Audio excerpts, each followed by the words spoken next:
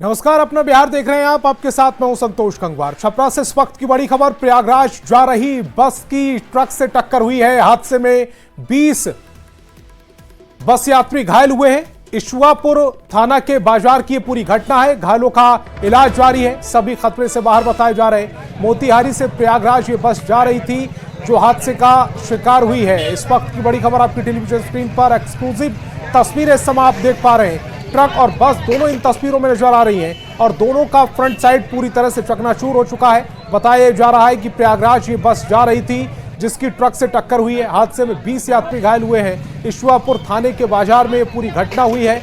घायलों का इलाज जारी है। सभी खतरे से बाहर बताए जा रहे हैं। मोतिहारी से प्रयागराज ये बस जा रही थी। वो उधर से तो वो था स्पीड में, लेकिन यहाँ से ये जा रहा था। जब देखा कि वो ट्रक उधर से आ रहा था उल्टा सुल्टा, एक बार के रोकने की कोशिश किया, जब तक वो मार दिया। अच्छा, हम तो स्लो में जा रहे थे बिल्कुल ही। कितने आदमी आप इस बस में थे? बस सीट पूरा फुल है। बड़ी खबर दानापुर के खगौल से है। खगौल में अपराधियों ने तांडव मचाया है। अंधाधुंध फायरिंग में 3 लोग घायल हुए। खगौल थाना क्षेत्र के मोती चौक जगत नारायण रोड पर अपराधियों ने अंधाधुंध फायरिंग कर दहशत फैला दी। बाइक सवार अपराधी हथियारबंद अपराधियों ने 3 लोगों को गोली मारी है, जिसमें 2 की हालत गंभीर बताई जा रही। स्थानीय लोगों ने तत्काल घायलों को अस्पताल पहुंचाया, जहां 2 की हालत नाजुक बनी हुई है। घटना की सूचना मिलते ही पुलिस मौके पर पहुंची और जांच में जुट गई। पुलिस ने घटनास्थल से 3 खोखे बरामद किए हैं। फिलहाल अपराधियों की पहचान और हमले के पीछे के कारण की जांच की जा रही। पुलिस का कहना है कि जल्द ही दोषियों को गिरफ्तार कर लिया जाएगा। घटना क्या, यहाँ पे वो आए बाइक से, हम तो पुचका खिला रहे थे। उन्होंने बोला मारो मारो, हम भी जो छिप गए काउंटर के पीछे, बस। और क्या। कितने लोग थे, किसको मारा? ये पता नहीं किसको मारना चाहते थे। 3 गो लोग थे और दोनों के पास था बंदूक। कितने लोग को गोली लगा? 3 लोगों को। 3 लोग। एक बच्ची को लगा और एक अंकल का पता नहीं किधर, एक बच्चे को लगा। खगौल थाना क्षेत्र के अंतर्गत एक गांधी स्कूल है, वहां पर एक गोलीबारी की घटना हुई थी। उसमें 3 लोगों के घायल होने की सूचना है और तीनों लोगों की पहचान कर ली गई है और उनको चिकित्सा के लिए हॉस्पिटल में भर्ती कर दिया गया है। और डॉक्टर से भी हमारी बात हुई है और चूंकि उनका अभी इलाज चल रहा है तो अभी वो बयान देने की हालत में नहीं है, क्योंकि उससे चिकित्सा उनकी है वो बाधित होगी और हम लोग इसमें आगे की कार्रवाई कर रहे हैं। और एक बच्ची को लगी थी, जो तीसरी बच्ची थी, वो एक अलग हॉस्पिटल में भर्ती है और 2 जो घायल है वो एक अलग हॉस्पिटल।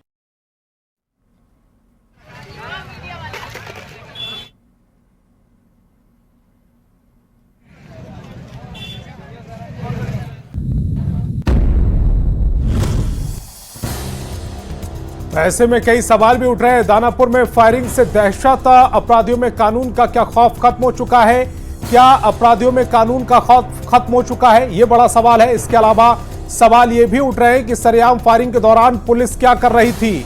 एक और बड़ा सवाल यह भी उठ रहा है कि पुलिस की जिस तरह की कार्रवाई चल रही है उससे अपराधियों में क्या पुलिस का खौफ खत्म हो चुका है? और बाढ़ से बड़ी खबर मिल रही। मोकामा गोलीकांड में एक और एक्शन देखने को मिला। आरोपी कन्हैया कुमार के घर इश्तेहार चस्पा किया गया है। हाथीदह थाना क्षेत्र का निवासी है कन्हैया। आपको यह भी बताएं कि 22 जनवरी को पूर्व विधायक अनंत सिंह के समर्थक और सोनू मोनू गैंग के बीच में गोलीबारी हुई थी। इस मामले में अनंत सिंह ने सरेंडर कर दिया था। सोनू भी जेल में बंद है, वहीं उसका भाई मोनू मामले में फरार चल रहा है। पुलिस अन्य आरोपियों की गिरफ्तारी के लिए लगातार छापेमारी कर रही है, कार्रवाई कर रही है और इसी क्रम में अब इश्तेहार चस्पा किए जा रहे हैं। 2 तस्वीरें आपकी टेलीविजन स्क्रीन पर। पहली तस्वीर जिसमें पुलिस कार्रवाई करते हुए ढोल नगाड़ों के साथ इश्तेहार को चस्पा करने पहुंची है और दूसरी तस्वीर में आरोपी कन्हैया कुमार के घर पर इश्तेहार चस्पा किया गया है। हाथीदह थाना क्षेत्र का निवासी है कन्हैया, जिसके घर पर इश्तेहार चस्पा किया गया है।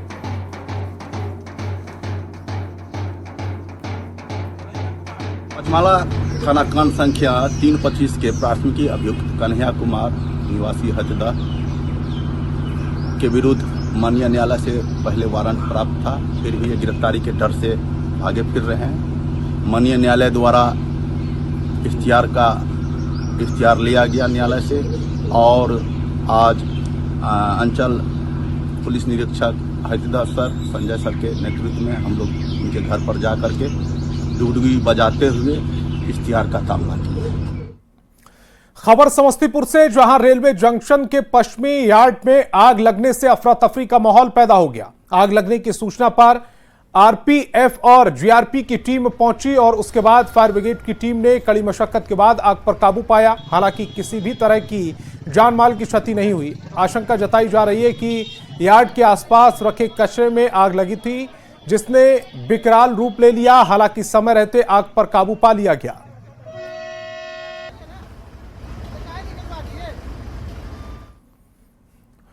और पूर्णिया से बड़ी खबर मिल रही, भीषण आग में झुलसे 7 लोग। इस वक्त की बड़ी खबर आपकी टेलीविजन स्क्रीन पर। खाना बनाने के दौरान आग लगी, गंभीर हालत में 4 लोगों को जीएमसीएच में भर्ती कराया गया है। आग में जलकर 8 घर खाक हो चुके हैं। डगरुआ थाना क्षेत्र के दुवेली की यह पूरी घटना है। पूर्णिया से बड़ी खबर, जहां पर भीषण आग ने 7 लोगों को अपनी चपेट में लिया है। खाना बनाने के दौरान यह आग लग गई। गंभीर हालत में 4 को जीएमसीएच में भर्ती कराया गया है।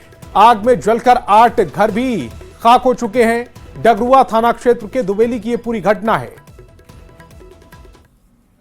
उस क्रम में ये लोग गए, घर का आग बुझाने गए। क्रम में इन लोगों के साथ हिम्मत किए कि हम बुझाने की कोशिश किया ये लोग, लेकिन सिचुएशन होता है, हर तरफ आग फैल गई, जिसकी वजह से ये लोग बुरी तरीके से झुल गए हैं।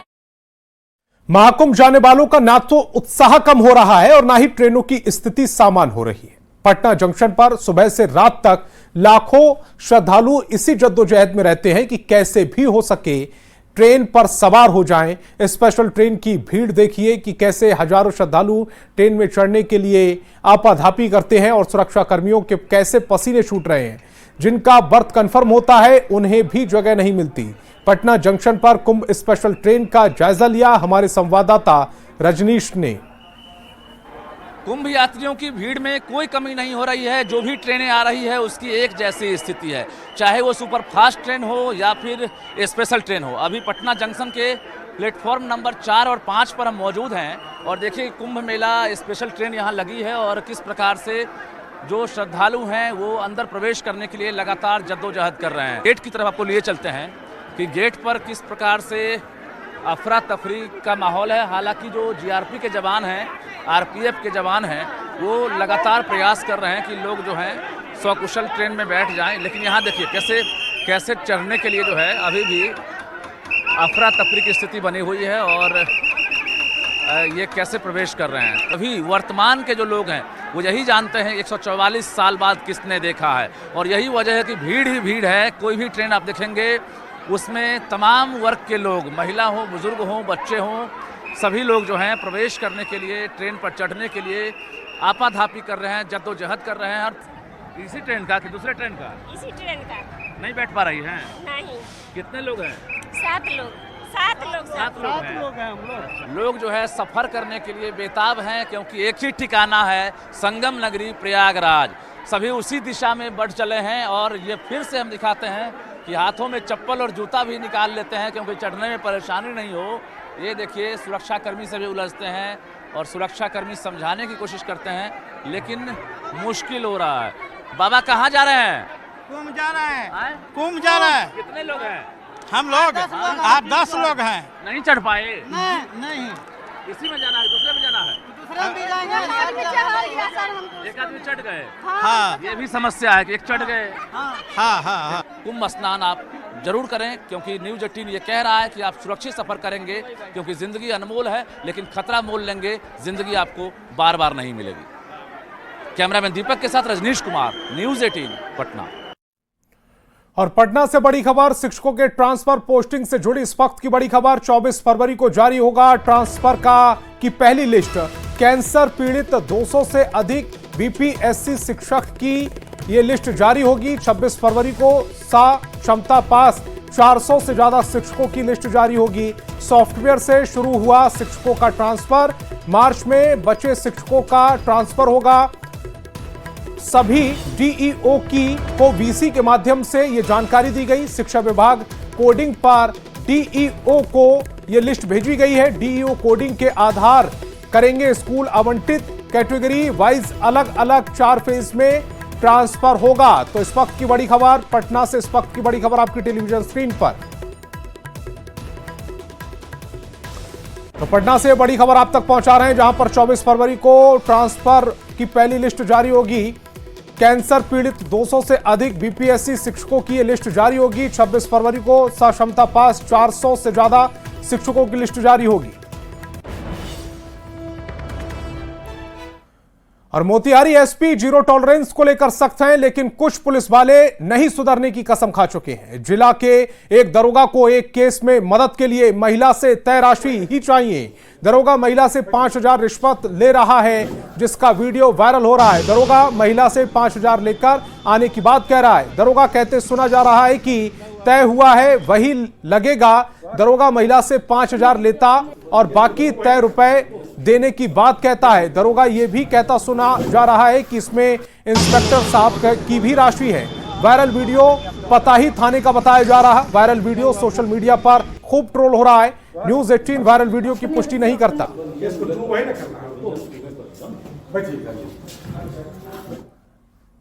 पहली पत्नी को तलाक दिए बिना दूसरी शादी करने के मामले में बॉलीवुड और फेमस सिंगर उदित नारायण की मुश्किलें बढ़ती ही जा रही हैं। मानवाधिकार के वकील ने उनके खिलाफ राष्ट्रीय मानवाधिकार आयोग और बिहार मानवाधिकार आयोग में दो अलग अलग याचिका लगाई हैं। उदित नारायण ने अपनी पहली पत्नी को तलाक दिए बिना ही दूसरी शादी कर ली है।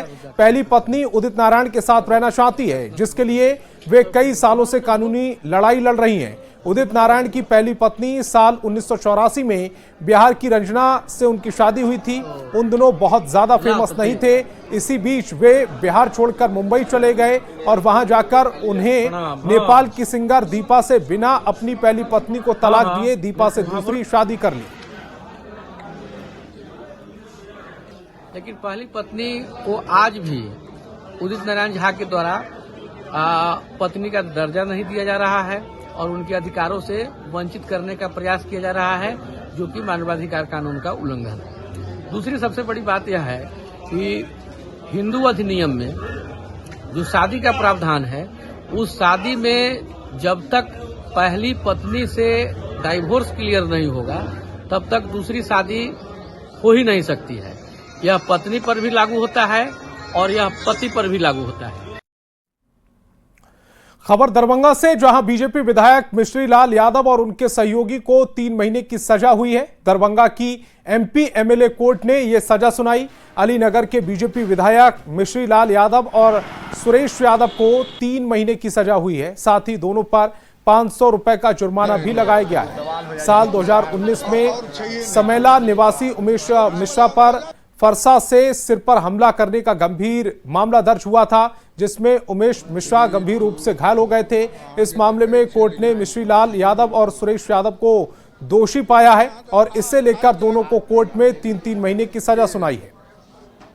चूंकि 3 माह की सजा और 500 रुपया जुर्माना है, तो उन्होंने यह फर्स्ट ऑफेंस था, इसीलिए उनको निर्देश दिया कि आप सदाचार बनाए रखें। निर्णय तो हुआ जो 3 माह सजा और 500 रुपया जुर्माना, लेकिन प्रथम दोष की बाबत उन्हें सदाचार बहाल, अपने आप को सदाचार कायम रखें, इस आधार पर उन्हें मुक्त किया गया। और पटना से बड़ी खबर मिल रही, शिक्षकों के ट्रांसफर पोस्टिंग से जुड़ी इस वक्त की बड़ी खबर। 24 फरवरी को ट्रांसफर की पहली लिस्ट जारी होगी। कैंसर पीड़ित 200 से अधिक बीपीएससी शिक्षक की ये लिस्ट जारी होगी। 26 फरवरी को सक्षमता पास 400 से ज्यादा शिक्षकों की लिस्ट जारी होगी। रजनीश हमारे संवाददाता ज्यादा जानकारी के साथ फोन लाइन पर जुड़ रहे हैं। रजनीश, ये बहुत बड़ा फैसला। बिल्कुल, देखिए लंबे समय से इंतजार कर रहे हैं जो शिक्षक हैं। 15 दिसंबर तक अप्लाई कर दिए थे आवेदन और इंतजार में थे। आज बैठक हुई है SC/ST विद्यार्थी की और ये तय हुआ है कि सभी DEO को जो लिस्ट है वो भेज दिया गया है कोडिंग करके, और कोडिंग के जरिए जो है अब DEO जो है स्कूल आवंटित करेंगे। तो पहले दिन यानी 24 फरवरी को सोमवार को ये पहला लिस्ट जारी होगा, जिसमें बीपीएससी टीचर हैं जिनकी संख्या लगभग 200 से अधिक है।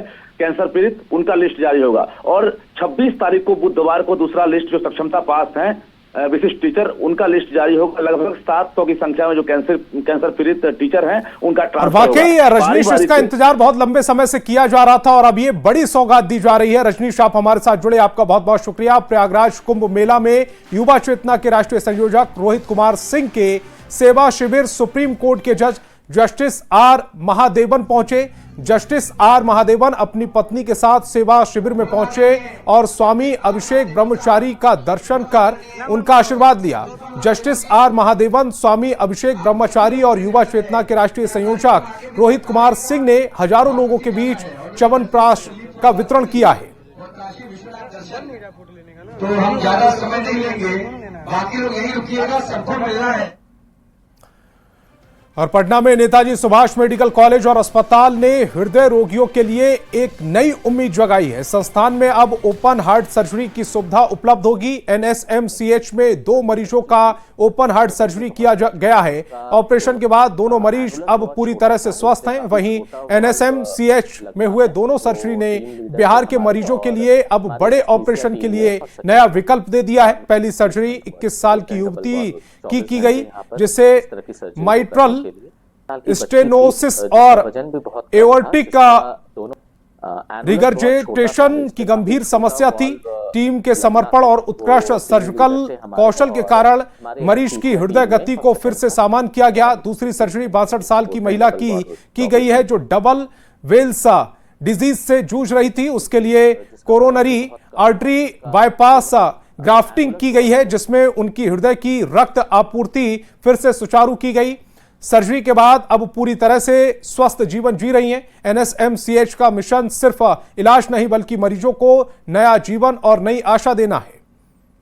लोगों को बता दूं कि ओपन हार्ट सर्जरी अपने में एक बहुत ही जटिल प्रकार की सर्जरी होती है।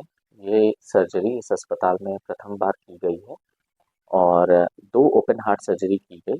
प्रथम पेशेंट जो हमारा था वो बाईपास सर्जरी हुआ और सेकंड का वाल्व रिप्लेसमेंट हुआ, जिसको बोलते हैं डबल वाल्व रिप्लेसमेंट, जिसमें एक मिट्रल वाल्व और एक अयोटिक वाल्व चेंज हुआ, जो कि एक 21 साल की बच्ची थी और दोनों ही सर्जरी 100% सक्सेसफुल रही। बिल्कुल ये सर्जरी अब यहाँ पर रेगुलर बेसिस। तो इस बुलेटिन में फिलहाल इतना ही। आप देखते रहिए न्यूज़ 18 बिहार झारखंड।